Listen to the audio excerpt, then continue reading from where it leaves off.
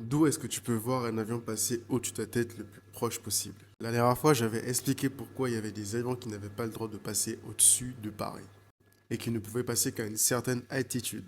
Du coup, on va voir les différentes altitudes de survol d'un avion selon là où tu te trouves.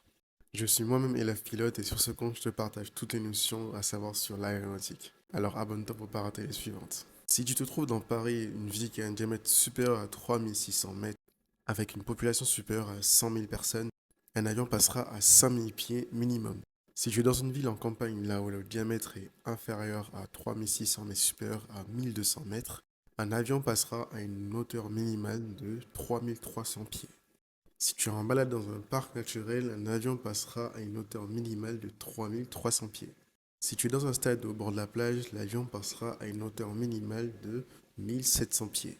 Et si tu es situé dans un village avec un diamètre inférieur à 1200 mètres et une population inférieure à 10 000 personnes, il y aura un avion passer au-dessus de toi à une altitude minimale de 1000 pieds.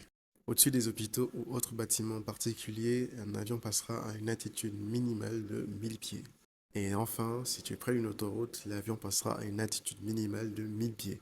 Et si elle croise cette autoroute, elle sera à une altitude minimale de 500 pieds. Ces avions doivent maintenir cette distance car en cas de panne moteur, ils sont censés pouvoir quitter cette zone sans s'écraser dans la ville. Et petit bonus, si tu es à l'intérieur d'un avion et que tu veux prendre la photo d'un lac ou d'une forêt, tu devras être à une altitude minimale de 500 pieds. Tu ne savais pas, maintenant tu sais. Oublie pas de t'abonner si tu veux en apprendre plus sur l'aviation. Allez, ciao les hustlers.